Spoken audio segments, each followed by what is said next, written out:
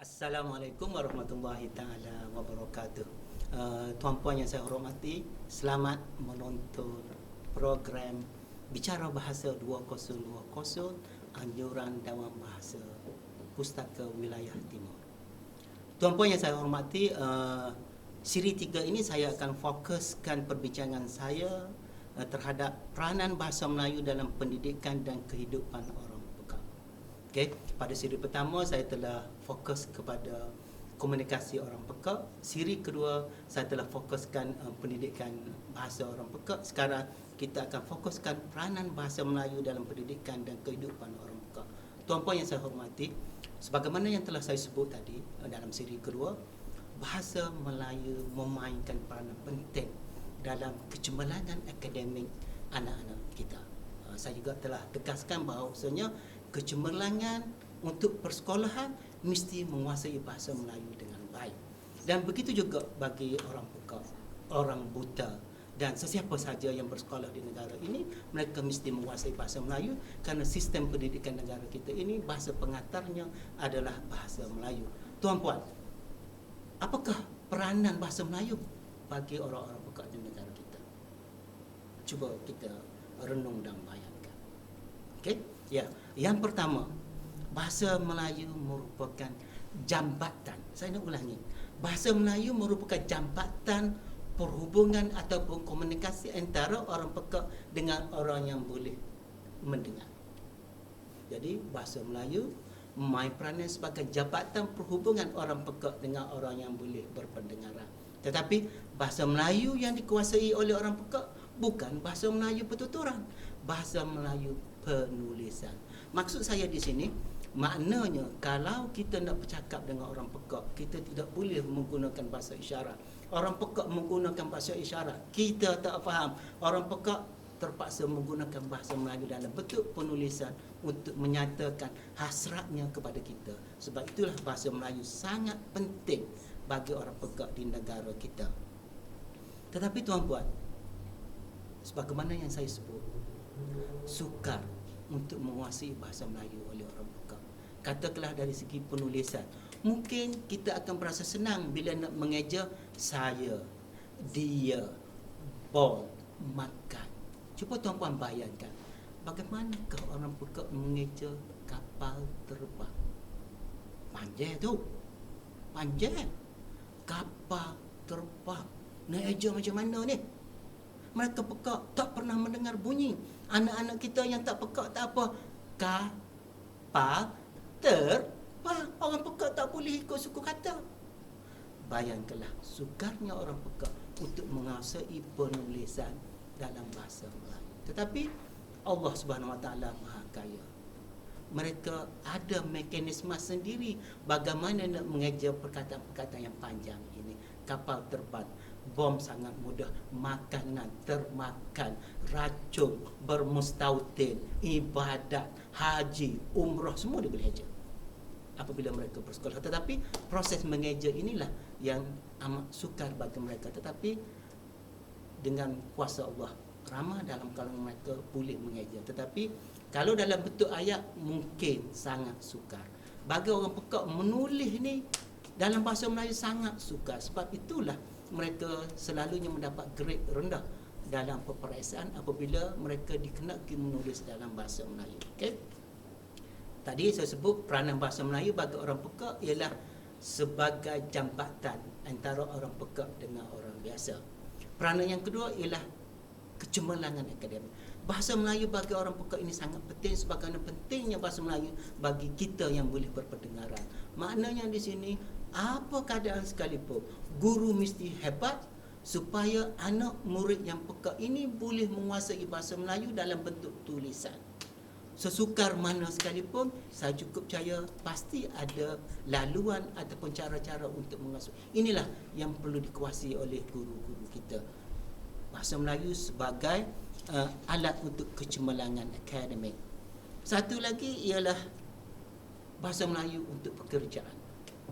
Saya 2-3 hari lepas lah, saya telah mengundang beberapa orang pekak dewasa bekas anak murid saya bekerja untuk menyiapkan rumah yang saya bina untuk rumah sewa kononnya. Sebelum ini saya senantiasa dimaklumi bahawanya sukar untuk melayani, memberi maklumat kepada orang pekak dalam pembinaan. Bila saya membawa mereka bekerja 6 orang, memang susah. Wajarlah mereka senantiasa disisihkan dalam pekerjaan. Kalau nak mengambil mereka bekerja, mesti ada seorang orang lain yang mengawasi, memberi maklumat kepada mereka. Bayangkan, ada tak orang nak bayar satu pekerjaan bagi 2 orang? Tak ada. Kecuali mereka yang ingin memberi bantuan sumbangan untuk memastikan orang pekak ini bekerja kemudian memberi duit. Jadi semasa bekerja dengan saya, ya Allah, sebelum ini saya dimaklumkan saja, tapi bila saya berdepan sendiri baru saya tahu bahawasanya untuk memotong kayu, untuk membuat itu dan ini semuanya memerlukan bantuan sampingan daripada orang lain. Okey, tuan-puan, itu adalah berkaitan dengan pekerjaan dan juga kemahiran. Saya tak tahulah bagaimana mereka terpaksa belajar pelbagai jenis kemahiran. Kemahiran tangan, kemahiran memotong, kemahiran membuat makanan, kemahiran membungkus makanan, kemahiran membina rumah, kalau tanpa dengan bahasa Melayu. Jadi saya cukup percaya bahasa Melayu memain peranan penting kepada orang pekak dari segi untuk mendapat kemahiran untuk bekerja. Satu lagi ialah bertujuan untuk merapatkan jurang sosial, untuk membolehkan orang pekak bersama-sama berada dalam majlis, bersama-sama boleh bertegur sapa. Maka tidak ada cara lain ialah melalui bahasa Melayu. Mungkin orang pekak akan menggunakan bahasa Melayu berdasarkan pada bahasa Melayu lisan, bahasa isyarat, tetapi bahasa isyarat yang berasaskan kepada bahasa Melayu. Oleh itu apabila mereka bertemu di mana-mana, mereka bertembung di mana-mana, mereka boleh bertegur sapa. Mungkin tegur sapa mereka bukan dengan bahasa lisan. Kalau dengan bahasa isyarat masih lagi tidak difahami, barangkali mereka akan mengeluarkan, makan saya lah, semua bekas pelajar saya paksa mereka bawa buku kecil, buku 35. Jadi jika ada apa-apa masalah dalam segi berkomunikasi, mereka membuka buku kemudian menulis dalam bahasa Melayu bagi membolehkan orang lain memahami apa yang hendak diperkatakan. Itulah yang saya kata, pelajar ataupun orang pekak mesti bawa buku kecil yang senantiasa berada di dalam poket bersama dengan satu pensel ataupun satu pen. Ini adalah strategi untuk membolehkan orang berkomunikasi dengan mereka. Tuan-puan yang saya hormati, saya cukup percaya siri ketiga ini merupakan siri terakhir dalam program Bicara Bahasa 2020 ini. Untuk membuat kesimpulan, saya cukup percaya selama 3 siri yang telah kita tayangkan, siri pertama bahasa dalam kalangan orang pekak, siri kedua cabaran guru dalam pendidikan orang pekak, dan siri ketiga peranan bahasa Melayu dalam pendidikan dan kehidupan orang pekak. Dan saya cukup percaya kalau tuan-puan ingin mendapat maklumat yang lebih banyak lagi tentang kehidupan orang pekak, jom tuan-puan diminta membaca ataupun membeli 2 buku ini yang telah saya tulis khas, dan ini saya bersama dengan Dr. Cik Rabiah kita tulis khas juga. Dan buku ini adalah 2 buku yang kita khazanahkan kepada negara dan kepada keseluruhan mereka yang mempunyai anak pekak.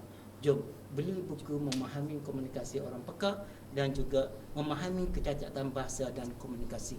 Dapatkan buku ini di mana-mana wakil jualan ataupun kedai buku Dewan Bahasa dan Pustaka. Jika tuan-puan tidak dapat membelinya di mana-mana kedai ini ataupun dulu berjauhan, tuan-puan boleh menghubungi saya melalui talian 017-208-9280.